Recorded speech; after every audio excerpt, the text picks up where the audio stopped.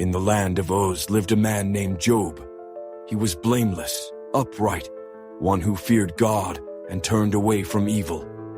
His wealth was vast, thousands of sheep and camels, oxen and donkeys, servants beyond count. His family was blessed with 7 sons and 3 daughters, who feasted together in joy.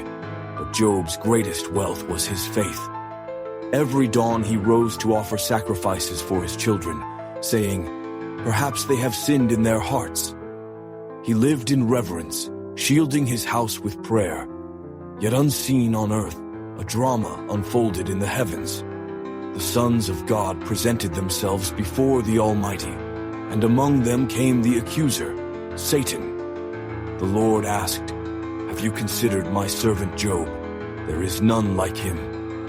Satan sneered, "Does Job fear God for nothing? Touch all that he has, and he will curse you to your face." The test was granted. Job's hedge of protection would fall, yet his life would remain untouched. In a single day, calamity struck.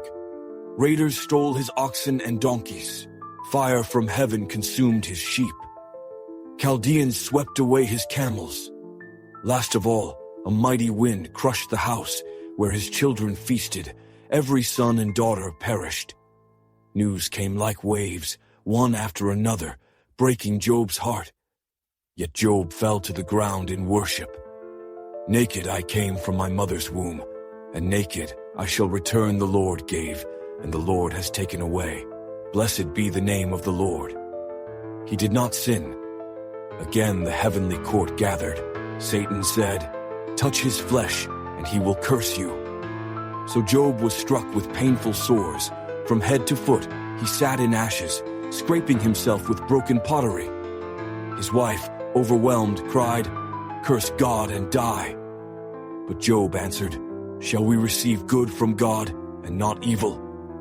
Still, he did not sin with his lips.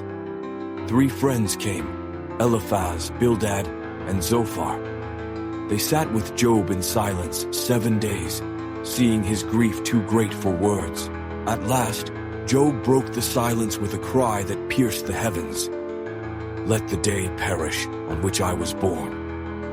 Thus began the long debate, the voice of suffering against the voice of shallow counsel.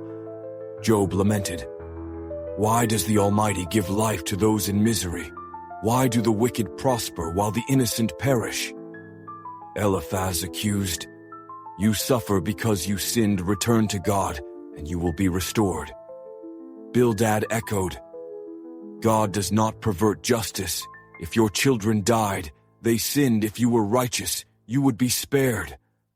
Zophar condemned, "Your guilt is greater than you know." But Job stood firm in his integrity. "I am innocent.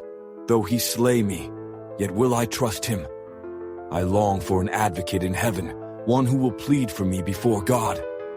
The debate raged, chapter upon chapter, friends binding wounds with accusations, Job clinging to faith, yet crying for answers. Job looked for God in the north, south, east, and west, but found him not.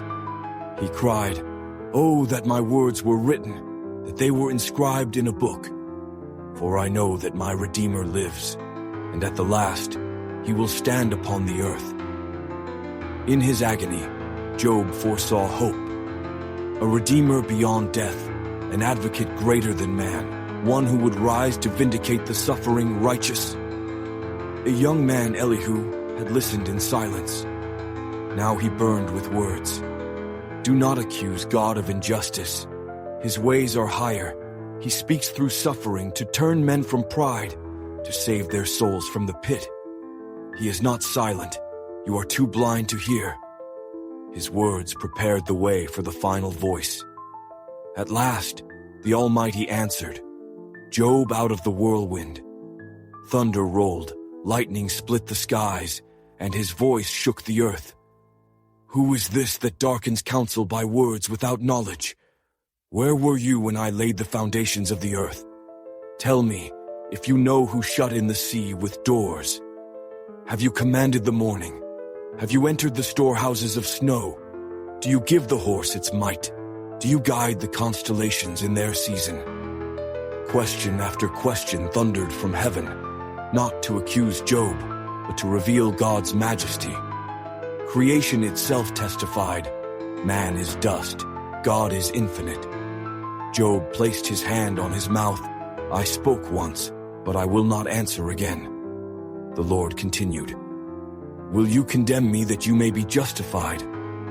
Job replied, I repent in dust and ashes. I know you can do all things, and no purpose of yours can be thwarted. I had heard of you by the hearing of the ear, but now my eyes see you. God turned his anger against Job's friends. You have not spoken rightly of me, as my servant Job has. They brought offerings, and Job prayed for them. Then the Lord restored Job's fortunes double, 14,000 sheep, 6,000 camels, 1,000 yoke of oxen, 1,000 donkeys. He gave him 7 sons and 3 daughters again, the daughters, the most beautiful in all the land. Job lived 140 years, seeing 4 generations of children, and he died, old and full of days. The book of Job is not just a tale of one man's suffering, it is the eternal struggle of faith under trial. It asks the questions of every age. Why do the righteous suffer? Why does heaven seem silent? The answer thunders in the whirlwind. God is sovereign, his wisdom unsearchable.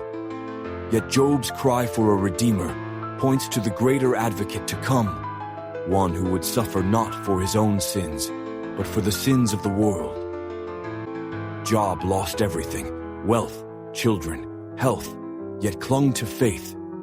His friends accused, his wife despaired, heaven was silent. But then, God spoke out of the whirlwind. Job's story is not just about suffering.